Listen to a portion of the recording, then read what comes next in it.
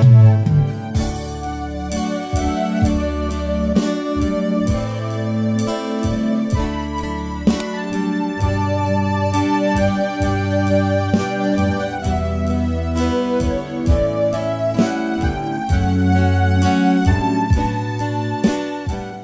dalam surga, kami bersyukur untuk waktu yang luar biasa.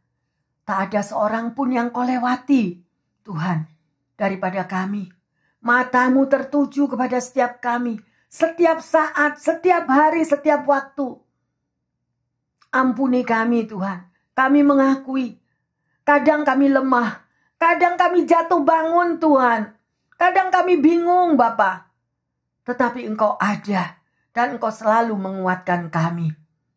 Terima kasih Tuhan. Terima kasih untuk selalu kekuatan yang baru Kau berikan kepada kami.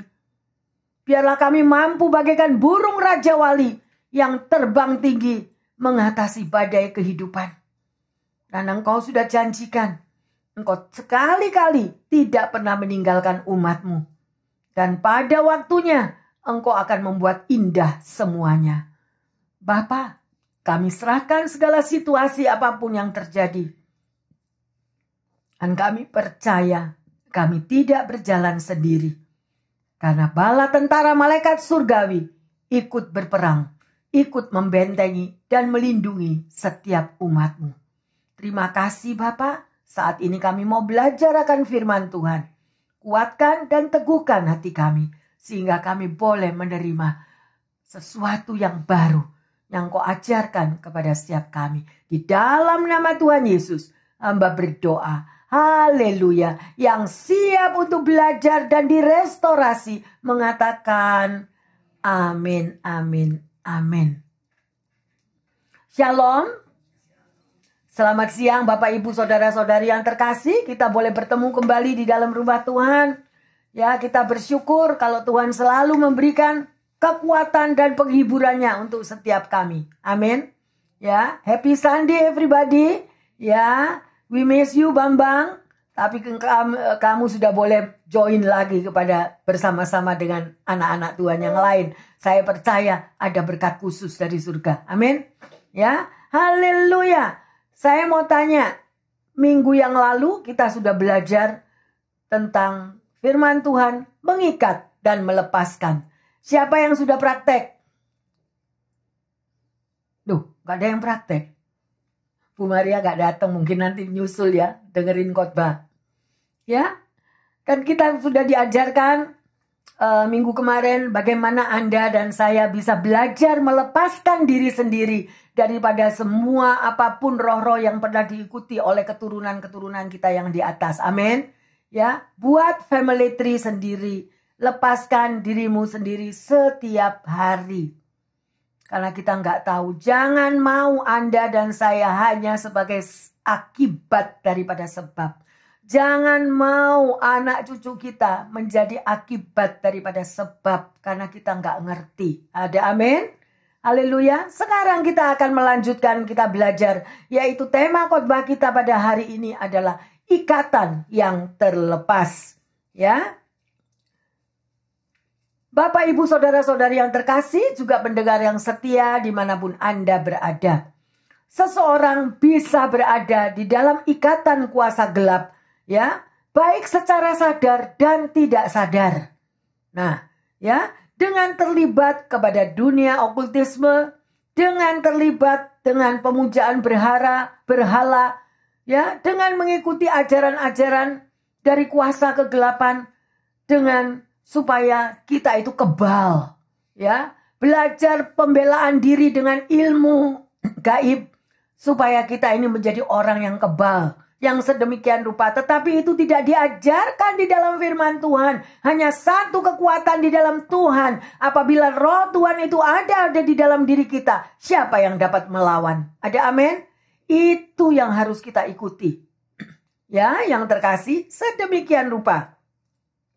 Ikatan kuasa kegelapan itu hanya bisa terjadi saat orang itu mengikuti dan melakukan apapun yang diajarkan. Example, contohnya melalui mantra-mantra yang diucapkan, yang tidak ngerti sedemikian rupa. Ya, dan sedemikian apapun, padahal kalau Anda sebagai anak Tuhan yang sudah dibaptis, Tuhan sendiri mengatakan dia adalah Allah yang cemburu. Dia nggak mau ada ilah yang lain di dalam hidup saudara dan saya. Ya, yang terkasih. Ya, di dalam Efesus 6, saudara bisa baca di rumah. Efesus 6, 11-19. Di situ dikatakan ada kuasa kegelapan yang melibat di dalam kehidupan manusia. Ya, di dunia ini. Yaitu kuasa si jahat, kuasa iblis. Ada kekuatannya, ada pengaruhnya. Ya, seseorang dengan siapa dia bergaul dan kita tidak tahu. Pergaulan itu, orang yang bergaul misalnya dengan anak kita atau dengan keluarga kita, dia memiliki roh-roh apa kita nggak tahu. Tetapi kalau kita tidak membentengi diri kita, maka roh dari yang negatif tadi, dari sekeliling kita akan masuk di dalam diri kita. Oleh karena itu keluarga muda ataupun kita yang sudah grandma, grandpa sekalipun, doamu dibutuhkan untuk keluargamu. Doa kita dibutuhkan untuk anak cucu kita. Saudara tahu apa yang terjadi? Ya, anak-anak yang tidak bersalah ditembaki di sekolah sedemikian rupa. Ya, ada roh-roh yang begitu jahat, begitu bekerja di akhir zaman. Tetapi jangan takut. Grandma, grandpa, orang tua yang selalu sigap berdiri teguh. Ada kuasa Tuhan yang dahsyat. Kita bisa bentengi anak cucu kita. Setiap daripada mereka, baik di rumah sebelum berangkat ke sekolah, baik sebelum turun dari mobil, selalu saya ajarkan kepada cucu saya semua. Before you go down from your car, call the angel. Saya bilang, doa, panggil malaikat Tuhan. Dan itu saya ajarkan mereka sejak mereka umur 1 tahun. Mereka sudah bisa berdoa dengan memanggil malaikat Tuhan. Ya, untuk memagari, untuk membentengi yang terkasih. Oleh karena itu, satu kuncinya. Kenapa hal-hal itu bisa terjadi? Karena kita lengah. Mengapa kuasa kegelapan bisa menerobos di dalam keluarga kita? Bisa menerobos di dalam perkawinan kita? Bisa menerobos kepada anak cucu kita? Karena kita nggak sigap untuk membentengi mereka. Kan sudah dikatakan di dalam firman-Nya, berjaga-jaga dan berdoalah. Tapi kita lalai yang terkasih. Jangan lalai. Dengan adanya firman Tuhan ini, ayo. Sigap, karena saudara dan saya, pendengar yang setia dimanapun Anda berada, kita semua adalah prajurit Allah. Bagaimana kalau seorang prajurit itu terlena, tertidur? Coba rumah saudara, gak usah dikunci kalau malam, atau sekalipun kelupaan kunci. Ya. Tapi kalau one day terjadi, rumah kita bangun pagi semuanya habis. Yang salah siapa? Sih? Karena kita nggak jaga, kita nggak pageri yang terkasih. Dan ini adalah peperangan roh yang harus saudara disiplin melakukannya. Setiap hari ada warfare. Setiap hari ada peperangan roh. Ayo kembali. Ya, jangan merasa guilty. Jangan merasa, aduh anakku begini karena aku. Aduh ini jadinya begini, begitu atau apa aja. Enggak. Sekarang perbarui. Ambil decision. Tuhan mulai sekarang aku tidak mau menoleh ke kiri dan ke kanan. Joshua 1 ada. Jangan menoleh ke kiri dan ke kanan. Ini loh yang membuat kita terlena. Kita ingat toh. Kalau lapar makan toh. Ya. Kalau lapar kita makan. Lah kalau kita nggak kelaparan nggak makan. Lah kok kalau doa lupa? Loh, makan gak lupa. Doa lupa. Gak boleh. Amin. Haleluya yang terkasih. Ayo kita mau belajar terus. Ya, Alkitab mengajarkan untuk saudara dan saya. Untuk masalah ikatan kuasa kegelapan. Apa yang harus saudara dan saya lakukan. Ayo, tugasnya apa saudara dan saya yang sudah dipilih dan dipanggil? Lukas 4 ayat 18 dan 19. Roh Tuhan ada padaku, Oleh sebab ia telah mengurapi aku untuk menyampaikan kabar baik kepada orang-orang miskin, dan ia telah mengutus aku untuk memberitakan pembebasan kepada orang-orang tawanan dan penglihatan bagi orang-orang buta, untuk membebaskan orang-orang yang tertindas, untuk memberitakan tahun rahmat Tuhan telah datang.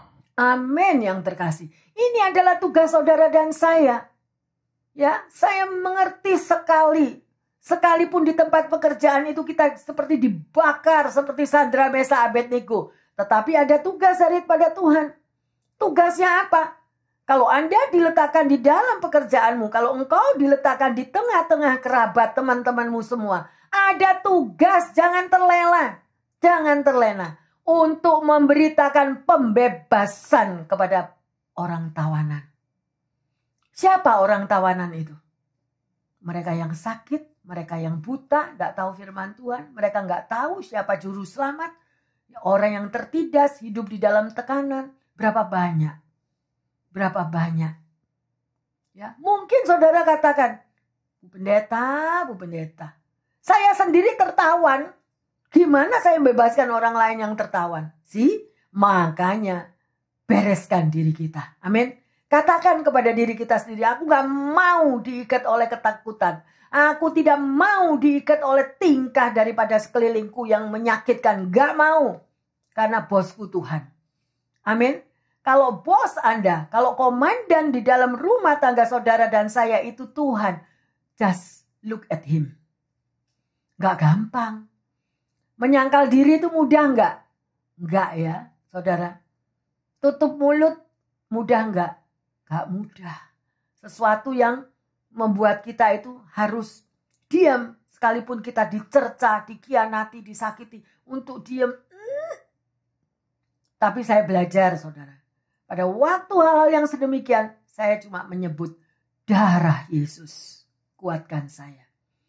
Darah Yesus. Karena bos kita Tuhan dan Tuhan izinkan apa yang engkau alami di pekerjaanmu. Tuhan izinkan apa yang dialami di sekeliling teman-temanmu. Engkau melihat sekali siapa yang mereka terikat oleh roh-roh duniawi. Tapi Anda di situ bukan terseret dengan mereka. Ya, ada orang yang bilang, mereka jahat kepadaku. Aku akan lebih jahat dari mereka. No. Karena sakit kan. Lihatin lagi ya. Nanti aku dijahati. Aku lebih jahat. Tapi Tuhan enggak. Hukum Tuhan adalah kasih. Mengubah jahat menjadi kasih. Gampang atau mudah? Gak gampang. Ya, yang terkasih tidak mudah. Tapi itu yang diajarkan yang terkasih. Ya. Dan kita mau belajar. Tadi pernyataan daripada Lukas 4, 18, 19 ini adalah kutipan dari nubuatan tentang kedatangan Sang Mesias. Yaitu pada waktu Yesus dengan kuasanya dia lahir di bumi untuk membebaskan orang-orang yang tertawan. Dan kuasa itu diberikan untuk saudara dan saya. Ini loh perintahnya. Ya, jadi jangan menjadi orang Kristen yang cuma kipas-kipas. Ngapain aku pikirin orang lain? Diriku sendiri aja gak bener gitu. Yes, tahu. Tidak ada seorang pun yang benar. Tapi kami mau melakukan apa yang Tuhan perintahkan. Amin. Pada waktu kita mengangkat beban orang lain, maka beban kita diangkat oleh Tuhan. Kita gak bakal bisa ngangkat beban sendiri. Percaya. Gak bakal bisa. Justru pada waktu saudara dan saya mengangkat beban orang lain yang tertindas, yang tertawan, yang menderita, bebanmu diangkat oleh Tuhan. Karena Tuhan gak mau utang yang terkasih. Tuhan gak mau utang untuk saudara dan saya. Amin. Haleluya. Ya. Jadi di dalam Lukas 4, 18, 19 ini dinyatakan dengan jelas. Memberitakan pembebasan. Apa artinya pembebasan yang terkasih? Yaitu orang-orang yang ditawan oleh roh-roh jahat. Ya, sedemikian rupa ditawannya gimana? Bu Pendeta, saya nggak lihat. Kita bisa lihat dari perilakunya. Ya, mereka punya mata nggak bisa lihat, punya telinga nggak bisa dengar. Nah, ya, ditawan yang sedemikian rupa sehingga tidak bisa bertumbuh rohaninya seperti apa yang Tuhan mau. Tetapi kalau engkau ditaruh di tengah-tengah pekerjaanmu, di tengah lingkunganmu, di tengah sedemikian, engkau seperti dibakar di perapian seperti Sandra, Mesa, Abednego yang terkasih. Bersyukurlah. Sakit memang. Tapi kalau engkau bisa mengucap syukur, terima kasih Tuhan, engkau memurnikan aku. Dan aku akan seperti burung Raja Wali terbang tinggi mengatasi badai hidup. Maka kita cepat diangkat yang terkasih. Percayalah. Ganti tekanan dengan pujian. Ganti dengan pengucapan syukur. Ada amin? Haleluya. Ya, yang terkasih. Sedemikian rupa. Yang pertama, pembebasan. Ya. Yang kedua, pemulihan. Saudara dan saya akan dipulihkan oleh Tuhan yang terkasih. Kalau kita nggak lengah. Kalau kita nggak buka celah, Tuhan akan memulihkan. Dan bagi setiap anak Tuhan, setiap hari butuh pembebasan. Betul? Setiap hari butuh pemulihan. Kita dipulihkan. Karena kita orang-orang yang nggak sempurna. Ya, jadi orang yang dibutakan matanya oleh si jahat. Mengikuti arus dunia yang begitu glamur. Yang sedemikian rupa. Hanya satu yang dapat memulihkan. Yaitu melalui Yesus Kristus. Asal orang itu mau datang kepadanya. Dibutuhkan doa-doa saudara dan saya. Ya, ingat. Meteraikan Lukas 4, 18, 19 di setiap hati kita. Firman Tuhan bukan hanya untuk pendeta yang terkasih. Untuk saudara dan saya melakukannya. Ada amin? Besar loh kuasanya ini. Ayo praktek. Ayo semuanya. Udah gak boleh terlena. Ingat ya, sekarang apa? Kita udah the end of the year loh. September ini bakal habis. Amin? Oktober, November. Apa yang akan terjadi? Sigap berbaju jirah. Ketopong keselamatan. Kita semua adalah prajurit Kristus. Kita gak tahu tahun depan apa yang terjadi. Jangan merasa, aduh aku gak sanggup, capek pastor perang terus, capek, sakit hatiku. Saudara, ubah semuanya itu dengan pujian, pengucapan syukur. Maka Anda akan menjadi laskar Kristus yang luar biasa. Dibakar di dalam perapian gak terasa. Malah kita semua seperti burung Raja Wali. Amin. Mau melakukannya?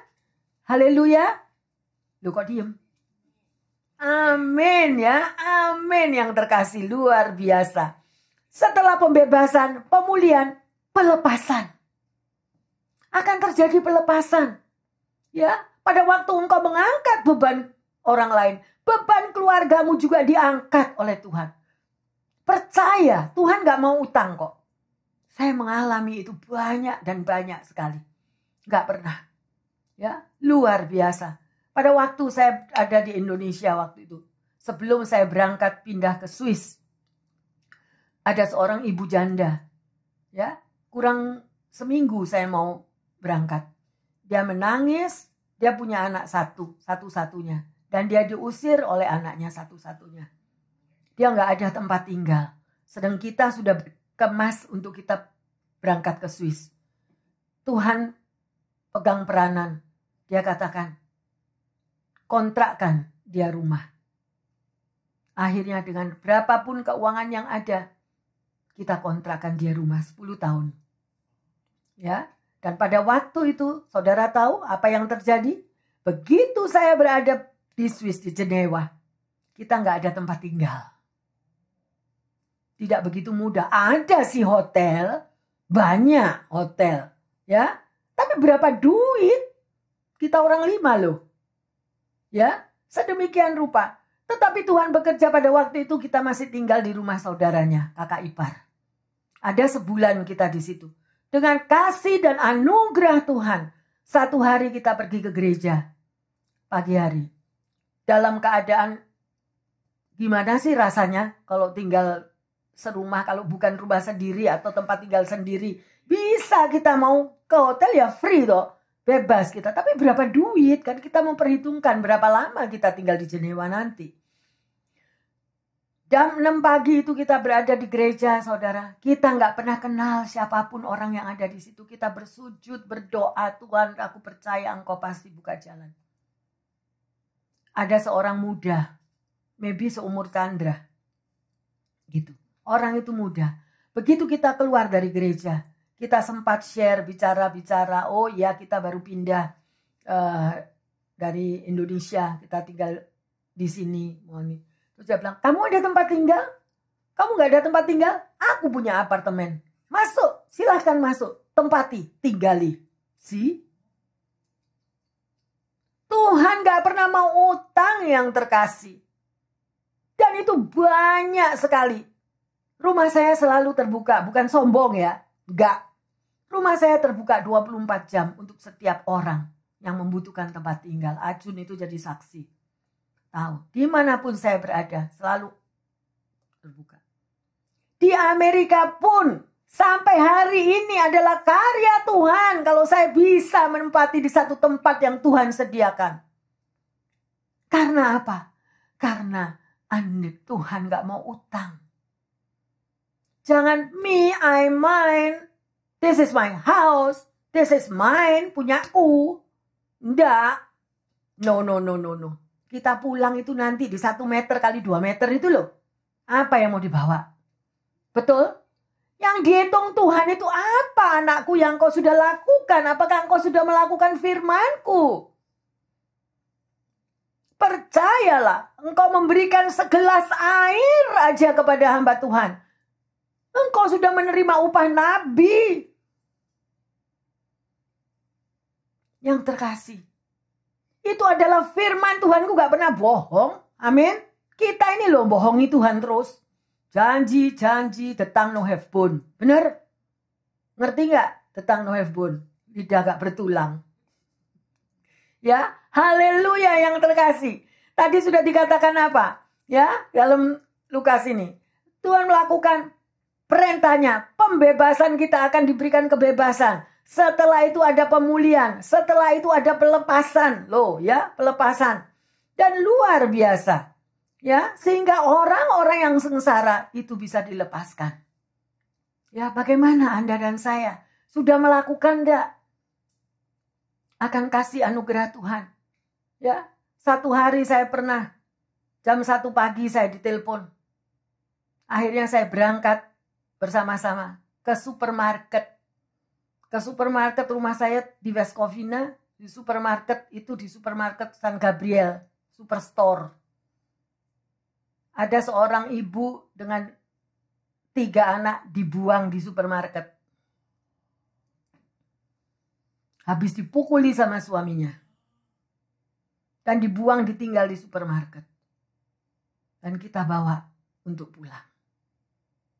Itu tugas Anda dan tugas saya. Jangan cuma, oh itu tugasnya Bu Pendeta. Pak Pendeta. Pak Roland, jam 1 pagi. Hujan keras luar biasa, hujan petir. Seorang jemaat menelpon. Pendeta Roland, bisa datang ke rumah saya, kebanjiran ambrol. Naik jam 1 pagi ke atas atap. Karena dia waktu itu masih general kontraktor. Nggak peduli pastor atau nggak pastor.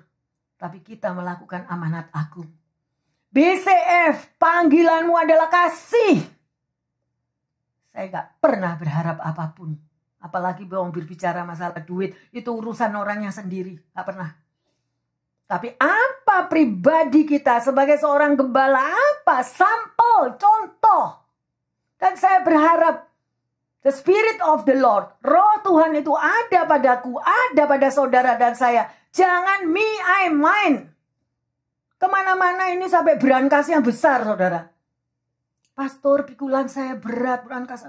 Isinya apa? Me, I, mine. Kakinya juga sampai tidak bisa jalan. Karena apa? Me, I, mine. Semuanya punyaku. Ya gimana kalau punyaku terus? Percaya lagi kesaksian. Satu hari saya dipanggil untuk pelepasan seorang ibu. Seorang ibu ini dalam sakral maut. Tapi mau jalan gak bisa jalan.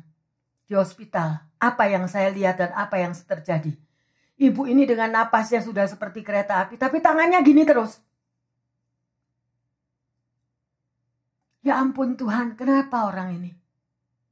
Gak taunya dia adalah seorang rentenir berat kelas kakap.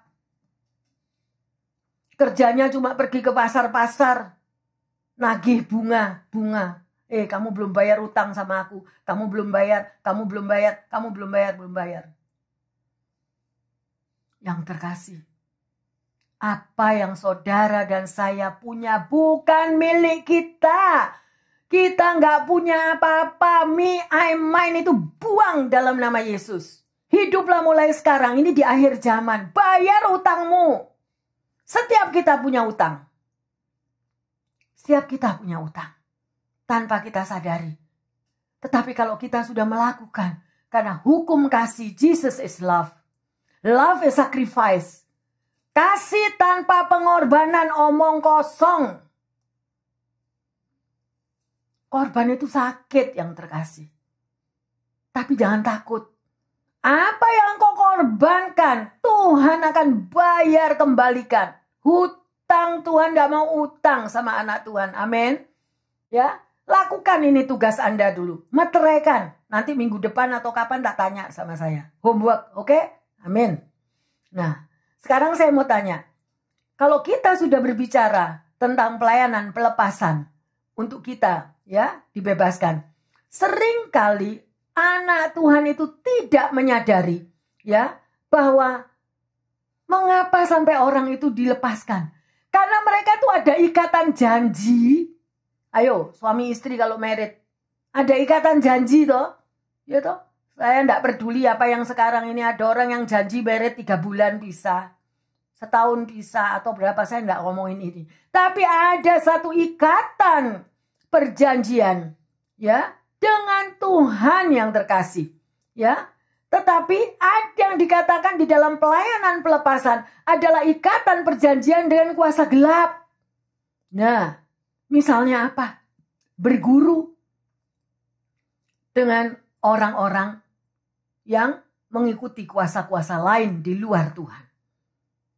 Mantra-mantra yang diucapkan.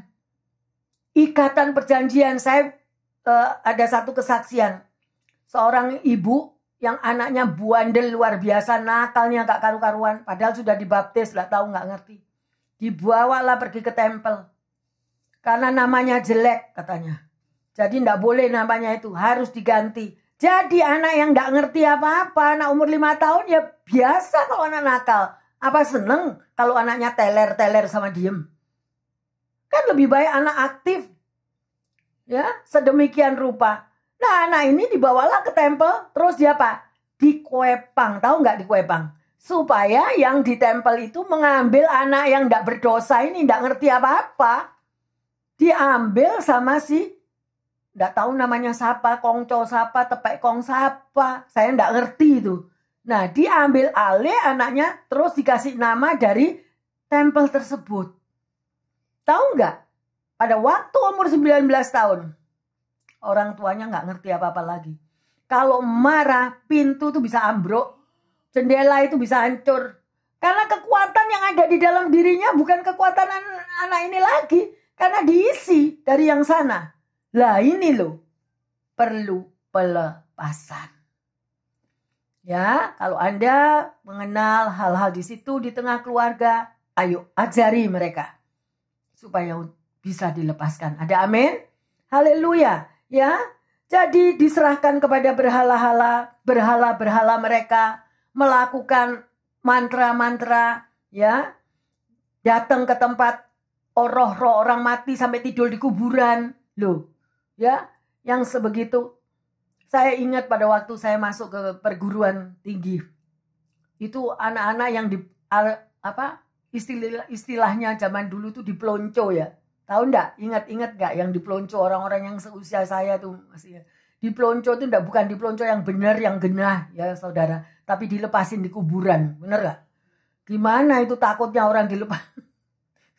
Terus dipasang musik-musik yang mengerikan yang sedemikian rupa. Nah, lah ini orang yang belajar berguru dengan ilmu gelap malah disuruh tidur di tengah kuburan yang terkasih. Memanggil arwah-arwah orang mati. Nah itu kan sudah enggak, ada enggak di Alkitab? Tolong dibuka. Belajarlah, tidurlah di kuburan, tolong dibuka. Kalau ada. Ya, sedemikiannya itu perbuatan yang salah. Ya, yang terkasih, percayalah, saudara harus punya hakikat. Kita semua ini adalah anak Tuhan. Dan kalau roh Tuhan ada di dalam diri saudara dan saya, ya toh, kita ini memiliki kekuatan yang besar untuk mengalahkan segala roh-roh jahat yang ada di dunia ini. Amin. Tapi kalau kita setengah-setengah, nggak bisa. Nggak bisa. 50% ikut Tuhan, nggak bisa. 90% ikut Tuhan, nggak bisa. Dulu kan pernah saya kasih kesaksian toh. Saya nggak mau cerita kesaksian itu lagi, panjang, ntar gak selesai-selesai. Amin. Ya, oleh karena itu saudara mampu melawan segala kuasa-kuasa kegelapan. Ayo kita lanjut, Yohanes 8:34. Kata Yesus kepada mereka, "Aku berkata kepadamu, sesungguhnya setiap orang yang berbuat dosa adalah hamba dosa." Haleluya. Saya mau belajar bersama-sama di sini ya yang terkasih. Saya hanya sebutkan beberapa aja. Karena ini kalau berbicara ini panjang, itu hanya ada di retreat. Tapi karena dengan adanya waktu saya hanya sebut 3 hal. Ada beberapa ikatan yang tanpa saudara dan saya mengerti dengan jelas. Dan kita akan bahas ikatan 3 ikatan ini. Yang pertama adalah saudara dan saya ditawan menjadi tawanan dosa. Itu yang pertama. Tawanan dosa. Ya, seperti dikatakan di sini. Sesungguhnya setiap orang yang berbuat dosa adalah hamba dosa. Saudara ngerti sendiri toh berbuat dosa itu apa? Berbuat dosa adalah menyalahi daripada apa yang Tuhan ajarkan. Ya, setiap orang yang melakukan di luar daripada ajaran firman Tuhan, misalnya membunuh sedemikian rupa atau menindas atau itu sudah perbuatan dosa yang terkasih.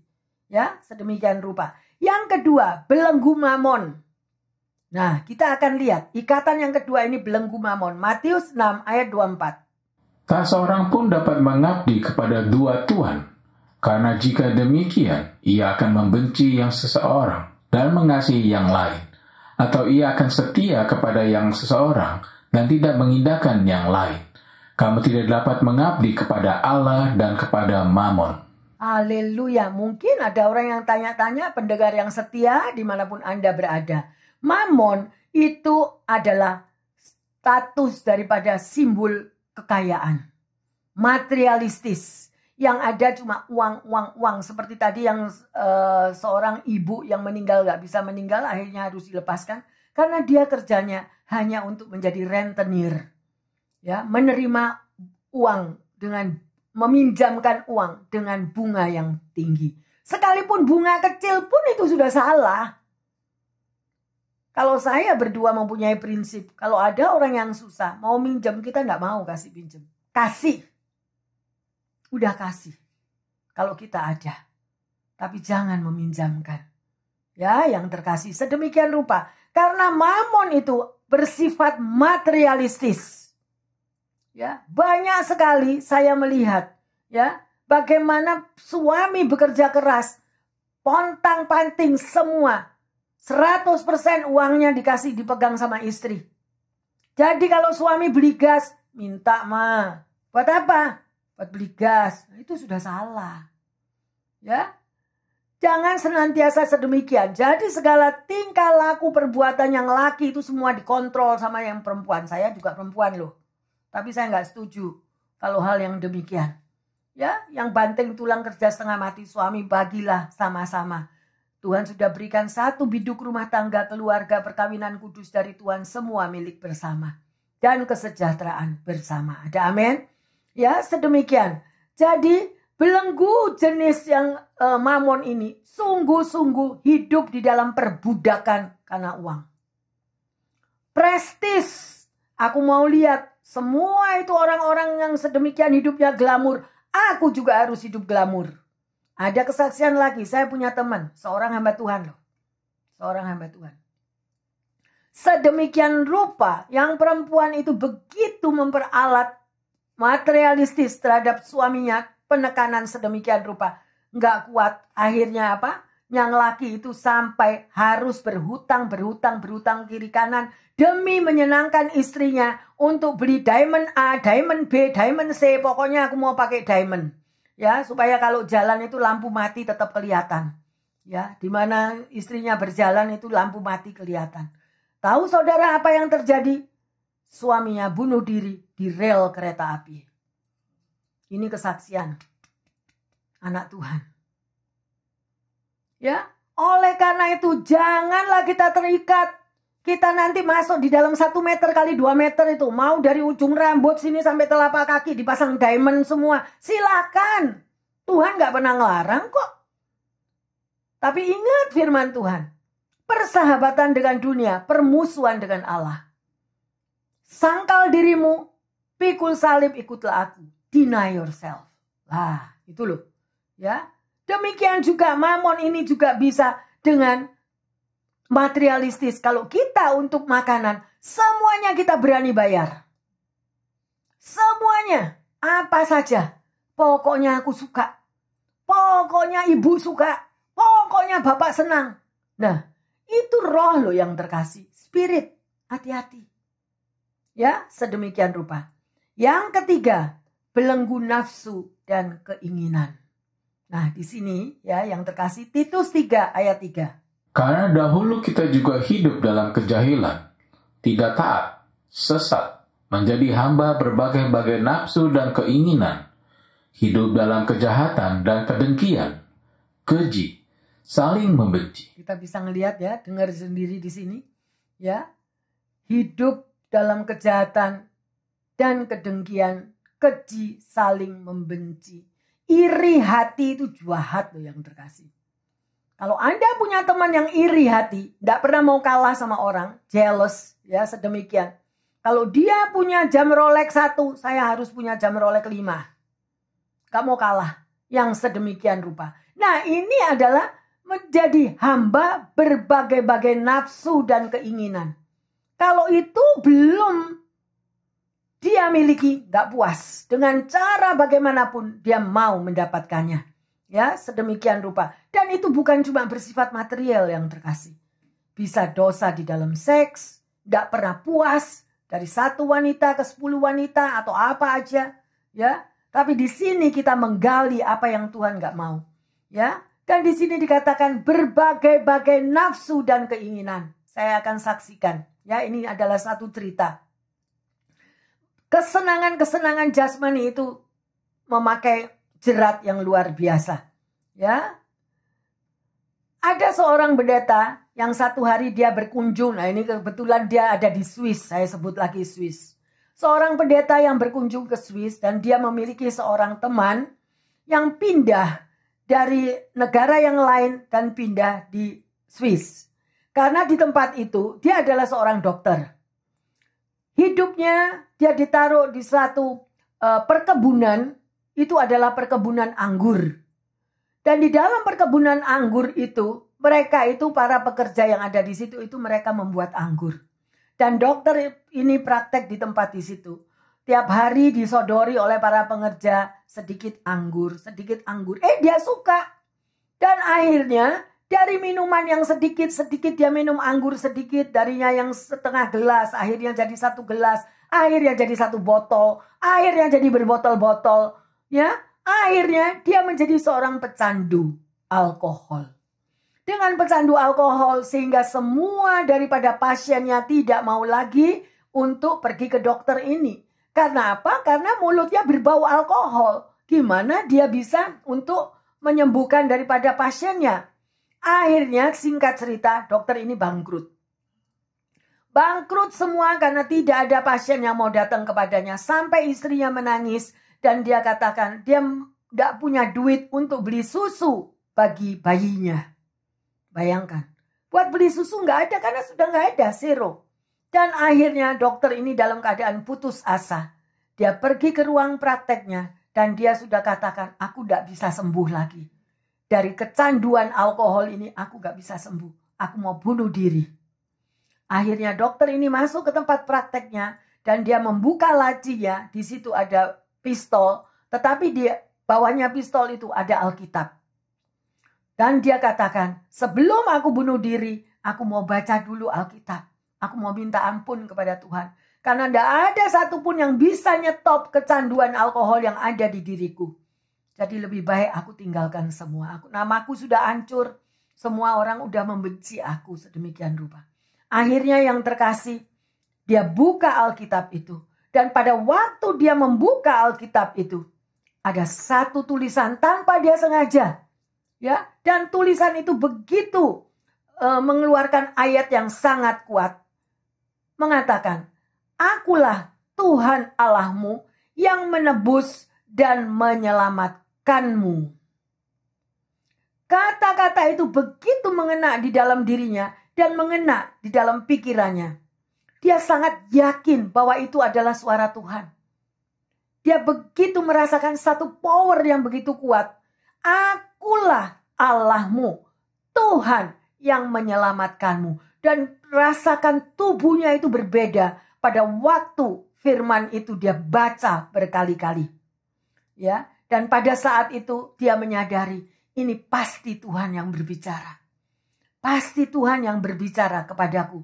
Dan pasti Tuhan bisa menyelamatkanku. Langsung imannya begitu kuat yang terkasih. Dan dia berdoa pertama kali setelah puluhan tahun. Padahal dia adalah seorang Kristen. Kedua orang tuanya keluarga Kristen. Dan dia sekolah minggu juga. Sunday school. Dan itu kembali lagi merasuk di dalam dirinya. Ya, poin yang terpenting yang di sini yang terkasih, jangan lengah. Tuhan sudah memberikan berkat, kuasa, anugerah di dalam setiap pribadi lepas pribadi. Tetapi kalau kita lengah, maka masuklah iblis untuk mencuri, mengambil, menghancurkan kebahagiaan kita. Tuhan itu Tuhan yang memberkati, yang melindungi. Tapi kita keluar dari gandengan Tuhan. Berkali-kali saya katakan, kalau engkau anak Tuhan, jalanlah bergandeng tangan dengan Tuhan. Jangan jalan mendahului Tuhan, jalan di mukanya Tuhan. Mau cepet kaya, hancur. Mau cepet dapatkan pasangan yang terbaik, ketipu. Atau kita berjalan di belakang Tuhan, lelet, sambil ngantuk. Kapan Tuhan bisa bekerja? Bergandeng tangan dengan Tuhan. Bangun pagi, langsung memuji menyembah Tuhan. Peluk kakinya, peluk Tuhan Yesus. Hidup saudara akan diubahkan. Praktek saudara, saya nggak bisa cuma ngomong gini. Praktek, itu yang saya lakukan. Kalau nggak kuat yang terkasih. Nggak kuat, semua mengalami proses kehidupan. Demikian juga dengan dokter ini. Setelah dia merasakan hadirat Allah turun menjamah pikiran dan hatinya, dia pulang. Dan dia pulang ke rumahnya. Dia melihat semua alkohol yang kosong, yang penuh di dalam rumahnya. Dia buang semuanya. Dan dia mulai hidup baru. Dan itu dia bersaksi. Di mana-mana dia bersaksi. Betapa Tuhan itu hidup. Bisa berbicara kepada Anda dan saya. Bisa menyelamatkan dan membebaskan. Itu adalah rencana Tuhan. Amin. Ya.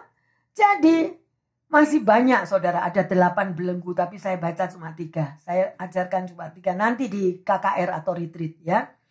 Apa rencana Tuhan di dalam pembebasan itu untuk saudara dan saya? Apa sih rencananya Tuhan? Ya, sedemikian rupa. Ada yang tanya, Bu Pendeta, gimana? Apakah bisa kutuk diubah menjadi berkat? Ya, itu pertanyaannya yang terkasih. Ya. Karena Tuhan itu memiliki rencana kemerdekaan untuk pembebasan mereka yang sudah diikat oleh kutuk-kutuk keturunan apapun. Asal orang itu mau. Dan disiplin tidak buka celah. Ya, Yesus mampu yang terkasih. Membalikkan keadaan. Dari yang lemah menjadi yang kuat. Dari yang kotor hidupnya, yang tidak berguna menjadi alat Tuhan yang luar biasa. Ya, tangan Tuhan yang melakukan itu. Tapi lakukan bagian Anda dan saya. Setia melakukan firman Tuhan.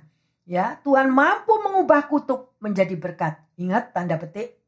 Tuhan mampu mengubah kutuk menjadi berkat. Ayo lihat Keluaran 20:24. Kau buatlah bagiku mezbah dari tanah dan persembahkanlah di atas korban bakaranmu dan korban keselamatanmu, kambing dombamu dan lembu sapimu. Pada setiap tempat yang kau tentukan menjadi tempat peringatan bagi namaku, aku akan datang kepadamu dan memberkati engkau. Haleluya, jelas? Ini syaratnya yang terkasih. Buatlah bagimu mezbah di di dalam dirimu, persekutuan pribadi, relationship dengan Tuhan setiap hari. Ada mezbah Tuhan di tengah keluarga. Mungkin Anda melihat di tengah keluargamu, itu belum. Ya udah, aku nggak mau doa. No. Justru yang ini tidak doa, tidak doa. Anda yang harus datang di bawah kaki Tuhan. Tuhan, I know Engkau akan memberi kekuatan kepadaku. Firman Tuhan mengatakan, kalau satu orang aja berseru-seru kepada Tuhan, seisi rumah akan diselamatkan. Ada amin? Haleluya. Tapi kalau kitanya lengah, kitanya juga loyo, gak mau berperang, nah ya udah kebablasan. Ya, yang terkasih. Sebab firman Tuhan mengatakan, carilah dahulu kerajaan Allah dengan segala kebenarannya, maka semuanya akan ditambahkan kepadamu. See?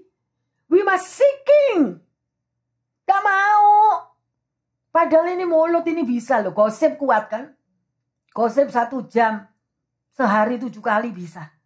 Tapi kenapa kita masak sambil muji Tuhan. Berkebun sambil muji Tuhan. Cuci baju sambil muji Tuhan. Itu kerjaan saya. Gak bohong. Itu tanya sebelah saya. Tapi tak bilang gak tahu kupingnya berbeken ya gak tahu. Gitu. Pokoknya saya mau muji Tuhan. Saya mau Tuhan hadir di dalam keluarga. Tuhan hadir. Sekalipun bukan dengan adanya Tuhan hadir gak ada tantangan. Tetap ada tantangan, tetap ada peperangan, tapi harus kita lawan. Amin. Tadi kan udah lihat burung Raja Wali. Amin. Haleluya. Ya, yang terkasih. Ya, sedemikian rupa. Dan mengapa Tuhan bisa mengubah kutuk menjadi berkat? Ingat, ada bagian Tuhan, ada bagian Anda dan saya. Daud di sini yang terkasih. Ya, kalau kita dikatakan carilah dahulu kerajaan surga dengan segala kebenarannya, jangan lepas dari doa, pujian, penyembahan. Daud melakukan hal itu. Dia mau berani bayar harga untuk Tuhan. Sekalipun dia jatuh dalam dosa, tapi Tuhan pulihkan. Nuh, dia berani bayar harga. Berapa tahun dia membuat bahtera Nuh itu? Ya, 140 tahun. Nuh, dengan diejek orang, dengan apapun, ada harga yang harus dibayar. Sekarang saya mau tanya, doanya saudara berapa lama? Setiap hari buka Alkitab enggak? Setiap hari memuji, memuliakan, ada saat teduh dengan Tuhan enggak? Kalau untuk itu aja saudara enggak mau, enggak bisa. Kalau yang masuk, yang boten-boten, hidup kita kacau. Hidup kita berantakan. Sekalipun kita muji, nyembah, berdoa, masih ada serangan yang terkasih. Masih. Kita nggak akan menang loh melawan kuasa kegelapan tanpa Tuhan. Harus Tuhan hadir dalam hatimu, dalam pikiranmu, dalam hidupmu. Bagi anak-anakmu, bagi anak cucumu. Bagi BCF semuanya. Amin. Haleluya. Saya kadang kalau teringat BCF 24 tahun. Bukan kuat dan gagahnya kita. Kalau saya udah tiarap-tiarap. Pengen lari itu udah dari dulu kenceng larinya. Tapi Tuhan kasih saya pasangan yang selalu super ekstra menguatkan saya. Terus dan terus dan terus. Dia mental terhadap omongan negatif yang terkasih. Dia mental terhadap orang mau ngejek, mau fitnah, mau apa. Enggak. Malah saya yang dibilang, kamu itu loh.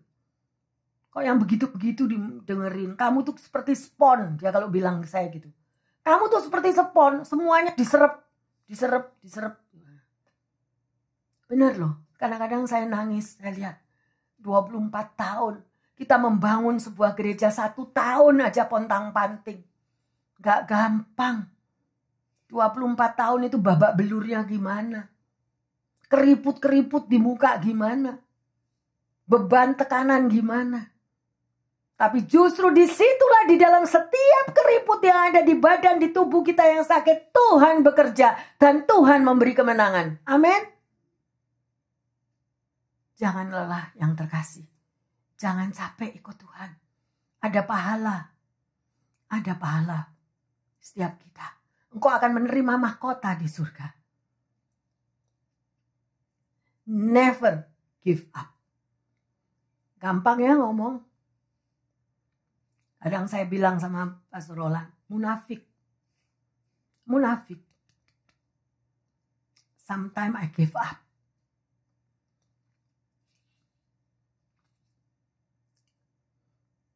Tapi Tuhan memanggil.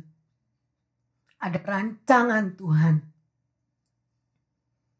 Ada kuasa Tuhan. Ya. Oleh karena itu, bangunlah mezbahmu yang terkasih. Bangun terus, sekalipun jawaban belum terjadi. Never give up. Ya, yang terkasih. Dan hari ini kita sudah belajar bagaimana kasih Tuhan itu. Dan mari kita lihat bagaimana pengorbanan Daud itu kepada Tuhan. 1 Tawari 22 ayat 14.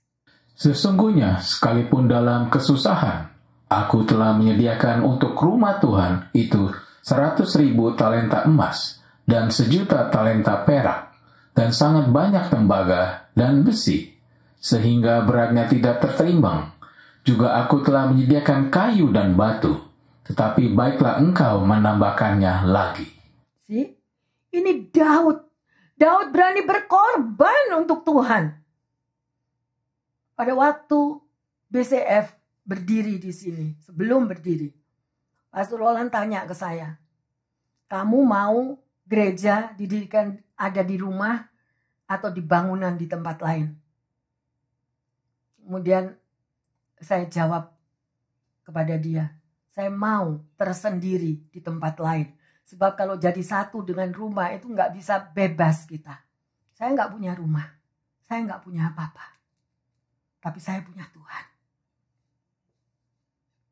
Dan saya lihat bagaimana karya Tuhan di dalam kita kesesakan selalu ada terobosan. Karena yang nomor satu dia. BCF bukan gereja megah. BCF bukan gereja kaya. Tapi kasih Bapa ada di tempat ini. Oleh karena itu saya menghimbau, setiap Anda punya panggilan, ayo. Waktunya is short. Waktunya tinggal sedikit yang terkasih. Bayar apapun yang belum kita lakukan bagi Tuhan.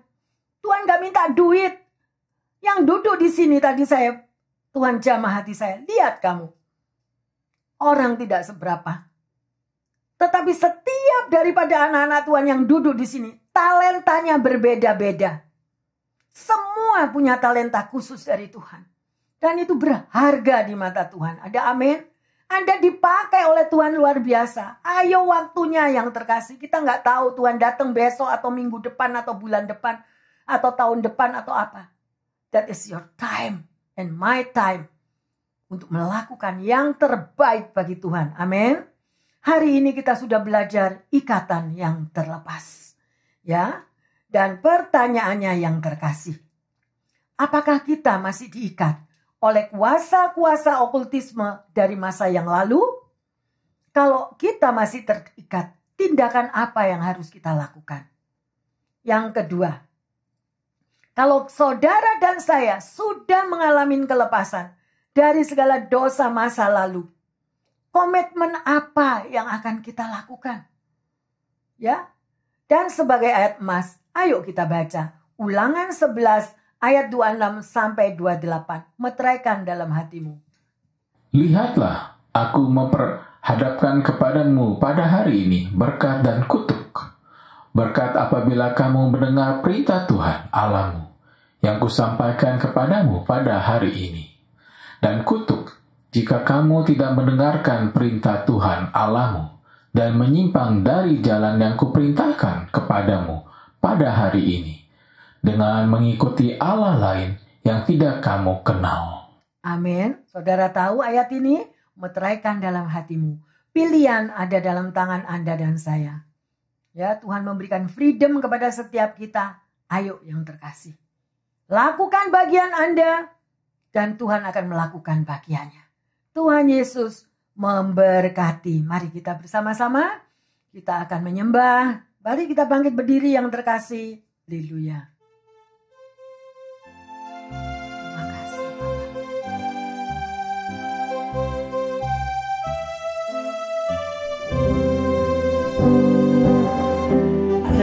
Dirimu diselamatkan, jadilah saksi Kristus. Cahaya hatimu jadi terang, Jadilah saksi Kristus, tujuan hidupmu jadi nyata. Jadilah saksi Kristus, amin. Setelah dirimu kau tinggalkan, jadilah saksi Kristus.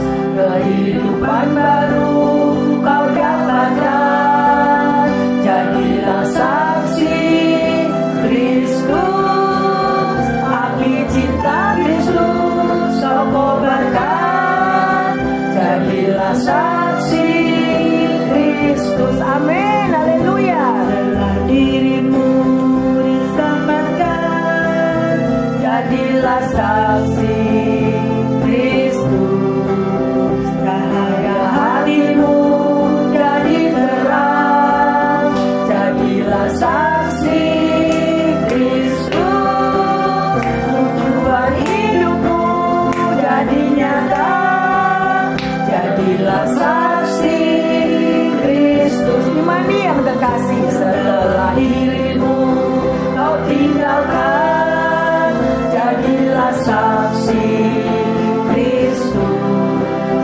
Kehidupan baru kau dapatkan, jadilah saksi Kristus. Api cinta Kristus kau kobarkan, jadilah saksi Kristus. Jadilah saksi Kristus.